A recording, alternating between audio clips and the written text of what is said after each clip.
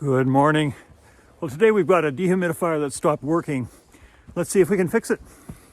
Now, I've done two videos in the past of this, and the first one was just an intro where I took the whole thing apart and showed you how it worked. And it's remarkable how similar the devices are to simple beer fridges or a regular fridge or even a heat pump. And so if you know how to fix one, then you end up knowing how to fix all of the others as well. So it's really worthwhile learning about these kind of things. You get a cumulative benefit about how all this kind of thing goes together. Now, the second video was done about a year ago, and at that time it presented with what they call a locked rotor. And what was happening is that the pump was turning on for a few seconds, making this humming sound, but the compressor just wouldn't start, and it was doing that repeatedly, and so causing quite a bit of a current surge and quite a bit of strain on the system. And when I worked it up at that time, I discovered that the capacitor had failed. And so I replaced the capacitor, and it's been working fine since then. This season, the presentation is a little different. When I took the dehumidifier out to the boat to put it into the boat to run it, which is what I usually do through the winter, it just wasn't pumping any water. It wasn't getting anything dry. All of the towels and the sails were just not drying out.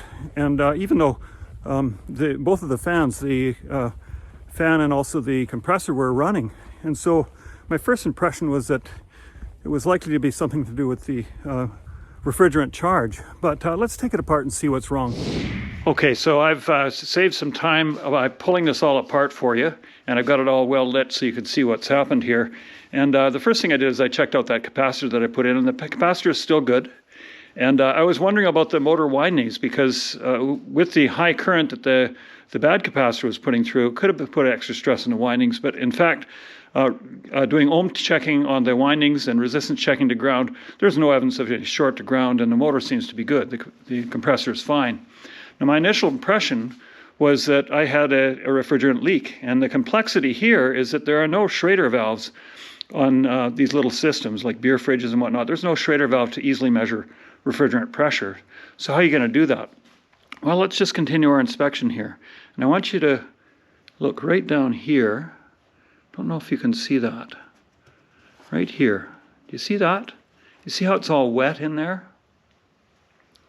It's all wet in there. That is refrigerant oil. That refrigerant oil, so-called PAG oil, is only present inside the refrigerant system. And so if you've got PAG oil outside the refrigerant system, it means you've got a leak. Now let's look over here. You can see there's sort of a brown discoloration of the evaporated coal right here, like an L shape. Do you see that? Let me take it around this side, see if you can see it better. Here is normal, and there is abnormal. And so we've got some kind of a refrigerant leak, probably up here somewhere, that gravity is pulling that refrigerant oil down and causing that discoloration. That is pathognomonic. It's absolutely certain that we've got a catastrophic leak of a refrigerant system. Is that fixable? Well, not really. In a little fridge like this, a little dehumidifier, it'd be more expensive to fix it than it would be to buy a whole new system. And so this is our nail in the coffin. Now let's think a little bit about how this works. With no leak while the compressor's off, the system has an absolute pressure that's about 4 times atmospheric pressure, and inside the tubing is a combination of refrigerant and oil with absolutely no water. The refrigerant's in a steady state with some liquid and some gas. Now, when there's a sudden leak, you get this dramatic whoosh of invisible but dangerously cold refrigerant. It's cold because we're releasing compressed gas, and because any liquid refrigerant is instantly boiling at a really cold temperature. Now, with that cold gas, when it meets the ambient air, you get this cloud of water droplets that condense and form frost and water on any cold surface. So initially it's wet, and then a few hours later that frost and water evaporate away and the gas is gone, and so all you're left with is the oil.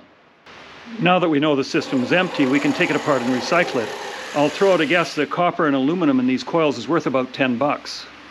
So as a homeowner, you want to get yourself to the place where you can be confident that there's nothing that can be done, or you've ruled out the easy fixes, and we've gotten to that point now, and so it's time to get another one.